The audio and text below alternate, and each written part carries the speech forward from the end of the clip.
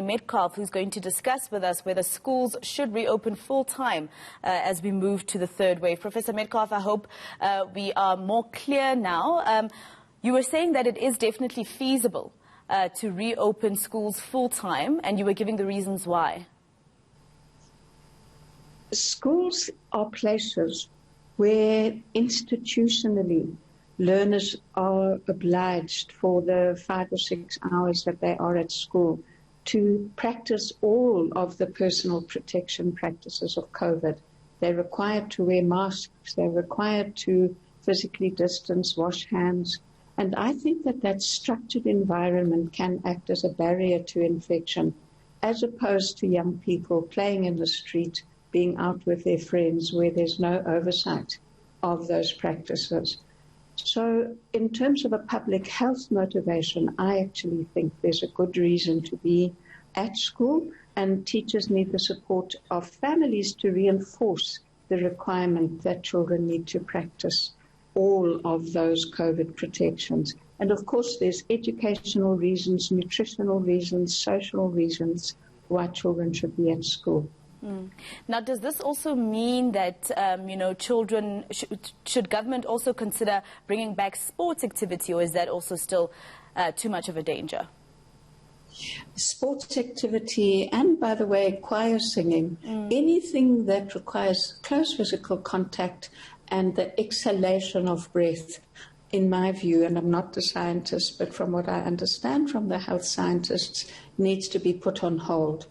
What's also crucial about the return to school is that we proceed with what government has prioritized, which is the vaccination of teachers. I'm really hopeful that the release of the next batch of vaccinations will reach teachers in time for the third term. I was actually going to ask you that question, because the teachers were supposed to start getting vaccinated on Wednesday. Of course, this was halted because of the issue with the FDA and SAPRA. That issue is sort of sorted, although some of the vaccines that have been in Gqeberha so far, we've been told that those can't be distributed, and we're slow in terms of our vaccination program or rollout right now. We're not where we need to be. So I guess it's very important that the teachers also start getting vaccinated soon. I absolutely support that teachers should be vaccinated as a priority group. We caught in the international crisis around the problems in the factory in the US, but I can see that government is moving quickly to get hold of sufficient vaccines to prioritize teachers over the age of 40 in the beginning. Now, that is important because teachers really are in the front line. They are working in close quarters with young children who may be asymptomatic but infectious, and who, as an interaction with a teacher, tend to be physically close. Teachers have done so much over the last year as they've carried the country through this pandemic, and I think that this appreciation for the work that they do is needed and is welcomed by teachers. Now, here in Gauteng, we've had our education MEC, Panyaza Lisufi, confirm that the cases at schools is also rising. It's becoming problematic. Certain schools are seeing an increase in the number of positive COVID-19 cases. So what do we do really? Should we not continue with this program of having kids go to school but not every day, or is that still just not an option?